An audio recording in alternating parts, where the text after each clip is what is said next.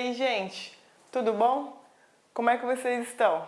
Vamos lá? Vamos dar continuidade ao estudo do Estatuto da Criança e do Adolescente? Meus queridos, ainda dentro da parte estrutural, antes de nós iniciarmos o estudo sobre os atos infracionais, sobre as medidas protetivas e sobre as medidas socioeducativas, nós vamos iniciar nosso estudo na aula de hoje sobre o Conselho Tutelar. Então, ele está regido ali do artigo 131 ao 140 e eu estruturei para vocês aqui no material, nos slides, aqueles apontamentos mais importantes sobre esses artigos. Lembrando que na prova de vocês será cobrada letra de lei. Por isso, a necessidade e a importância de manusear o código, de manusear a lei do ECA, de grifar esses artigos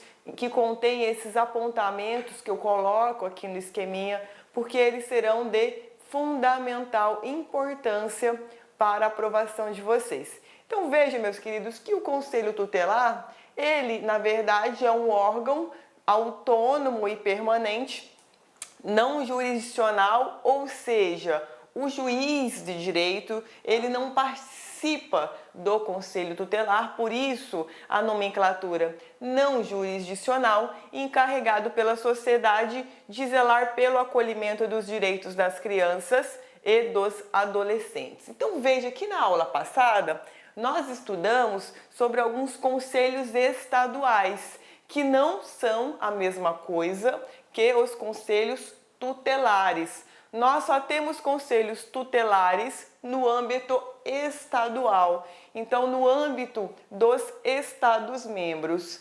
A composição dele, pessoal, ela é formada da seguinte forma: 5 conselheiros, mandato de 4 anos, permitida uma recondução, mas para essa recondução, pessoal, eu vou precisar me submeter ainda a um novo processo de escolha.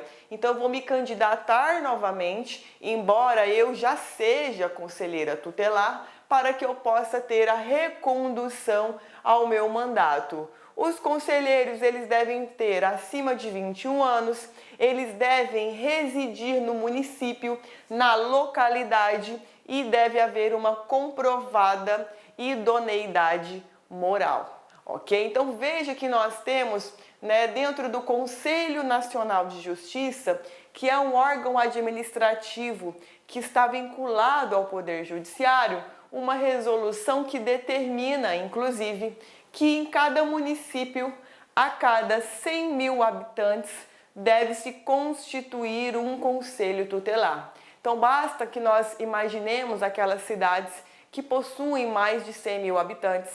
Pensem se pudesse haver apenas um conselho tutelar para lidar com todos os problemas vinculados às crianças e aos adolescentes daquele município, com 500 mil de pessoas, com mais de 1 milhão de pessoas. Então veja que essa resolução do Conselho Nacional de Justiça, ela estabelece a necessidade de a cada 100 mil habitantes nós termos ao menos um conselho tutelar, ok?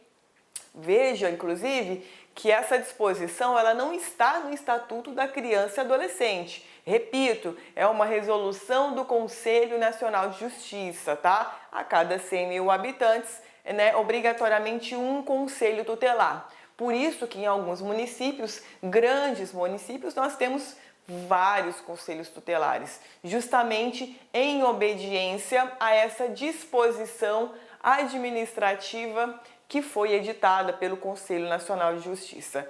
Como funciona então, pessoal, as atribuições desse conselho tutelar?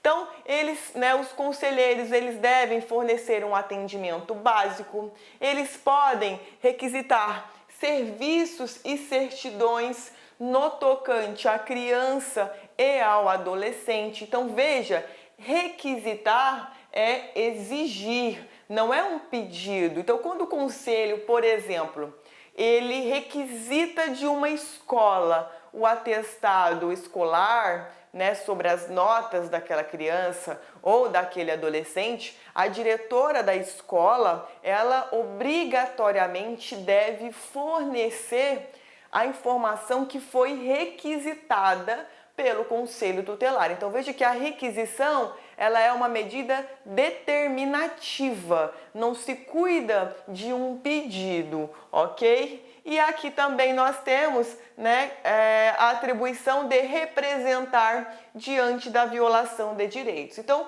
muitas vezes acontece o seguinte, é chegado ao conhecimento do Conselho Tutelar que uma criança ou um adolescente sofreu maus tratos. Então, esse Conselho Tutelar, ele vai poder representar ao Ministério Público ou ao magistrado titular da vara da criança e do adolescente ou ao delegado de polícia da delegacia especializada da criança e do adolescente, onde houver, para noticiar a ocorrência de determinada situação de risco vinculada a essa criança ou a esse adolescente. Então veja que o Conselho Tutelar, ele possui atribuições extremamente importantes, ok? Inclusive com esse poder, dever de requisitar serviços e certidões.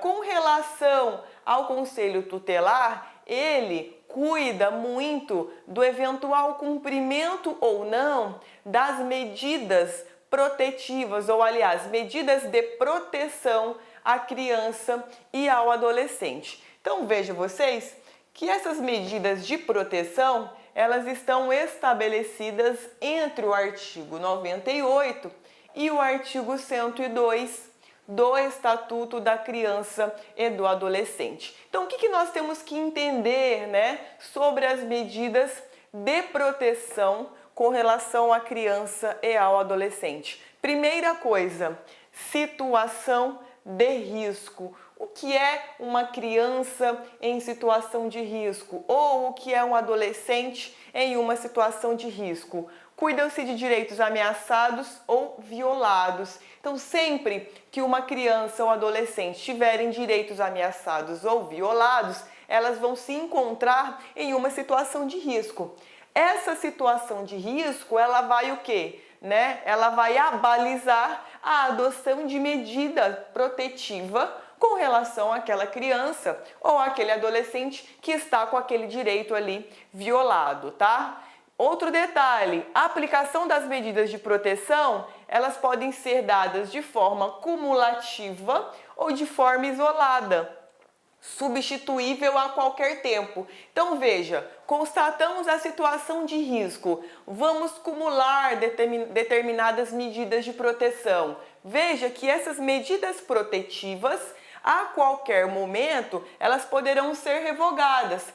De repente você tem, por exemplo, um afastamento temporário da criança ou do adolescente do convívio, familiar, mas pelo decurso do tempo e diante da aceitação da família, em aparar as arestas no tocante ao convívio com essa criança ou com esse adolescente, essa medida ela não vai mais se fazer necessária. Então veja que sempre que for cessado o motivo que deu causa à adoção da medida protetiva, ele poderá ser revogado.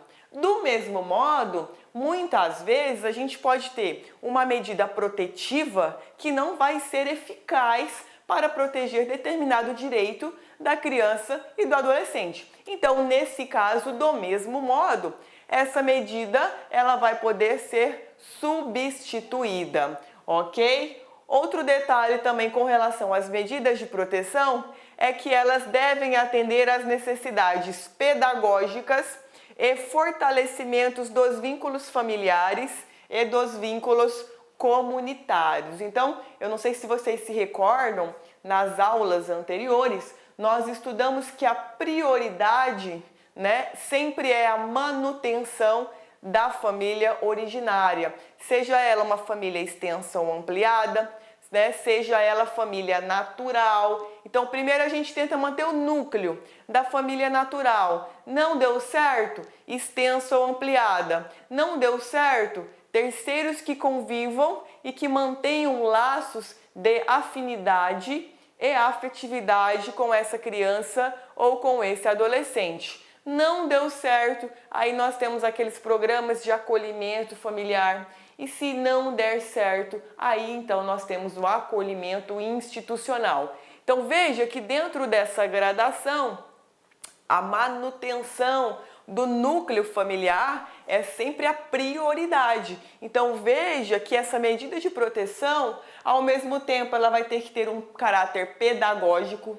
Pô, caráter pedagógico com relação a quem? A criança e o adolescente que sofreram maus tratos? Não. Caráter pedagógico com relação àquele familiar, aquele pai ou aquela mãe que eventualmente tenha praticado esse maus tratos. Então não basta simplesmente você aplicar uma medida protetiva e afastar essa criança do convívio com seu genitor.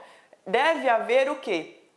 A implementação de um trabalho de conscientização naquele seio familiar, justamente para que os pais ou responsável se adaptem naquele convívio, de modo que aquele núcleo familiar ele consiga ser consolidado, ele permaneça intacto. Então veja que a medida protetiva ela vai atender a medida pedagógica, né, o viés pedagógico com relação aos pais ou responsáveis e também vai ter que primar pelo fortalecimento do vínculo familiar. Então veja, não é uma sanção você aplicar uma medida protetiva, não é uma punição para a família ou para a criança e o adolescente aplicar a medida protetiva. Num primeiro momento a gente tenta afastar e estabilizar a situação de risco, mas dentro desse contexto vamos tentar fazer o quê?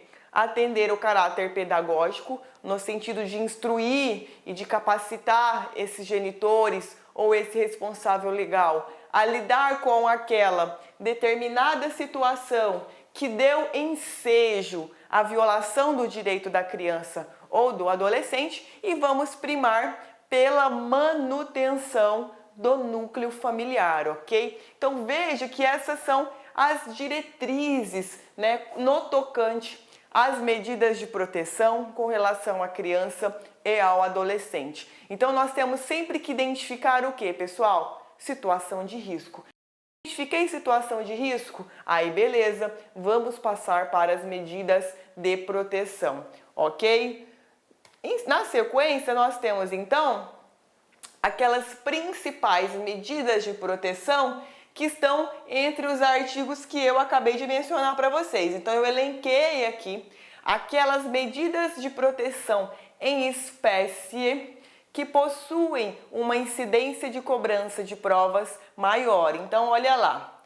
A primeira delas, encaminhamento aos pais ou responsável mediante termo de responsabilidade. Então, suponhamos que eventualmente uma criança, aliás, um adolescente, ele tenha fugido da escola. Então ele pula a mureta de forma reiterada, já foi advertido pelo diretor. O diretor da escola, né, não conseguiu um contato com os pais. O que o diretor ele fez? Comunicou, né, ao conselho tutelar.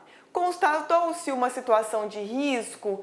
De certa forma, sim, porque na medida que o adolescente ele está na via pública, no horário da escola, ele pode sofrer algum tipo de violação a algum direito, sem que sequer os pais ou os responsáveis eles tenham conhecimento. Então, provavelmente esse adolescente que está amotinando, digamos assim, influenciando outros adolescentes para pular o muro em horário de aula, o que vai acontecer? O diretor vai notificar, aliás, vai informar ao conselho tutelar essa ocorrência.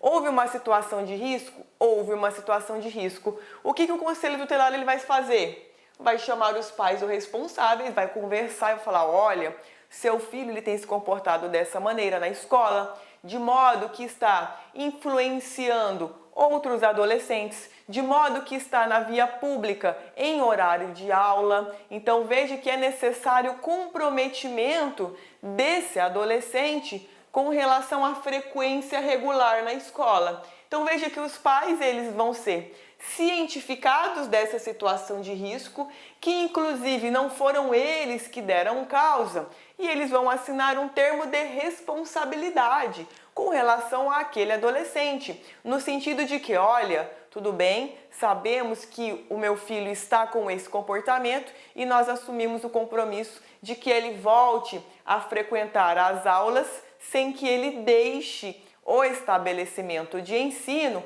fora do horário. Então os pais eles vão ser cientificados e essa medida de proteção vai ser o termo de responsabilidade. Então o adolescente é encaminhado aos pais, ele é entregue, digamos assim, aos pais, porque muitas vezes esse adolescente ele é encaminhado pela direção escolar para o conselho tutelar, então o conselho tutelar é cientificado da ocorrência dos fatos e ele busca os pais. Então, no momento em que ele entrega esse adolescente, serão então os pais cientificados dessa situação e eles vão se comprometer mediante esse termo de responsabilidade, ok?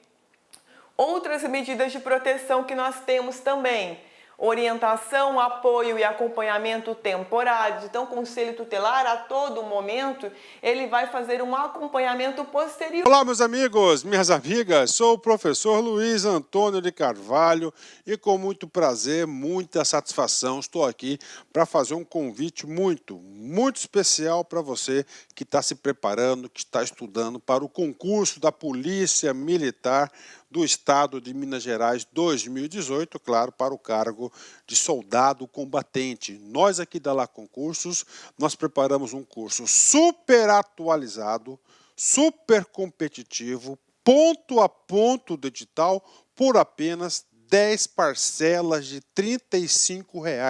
É isso mesmo, 10 parcelas de R$ 35 você vai ter esse super curso aqui na Lá Concurso. Esse vídeo que você assistiu é apenas um trecho, um pedacinho da aula, né, uma das aulas que nós temos para a galera. É uma aula demonstrativa para você conhecer a qualidade e a potência que são os nossos professores. Bacana, pessoal? Então espero vocês aqui na Lá Concursos. Um forte abraço, fique com Deus. Tchau, tchau. Clique lá.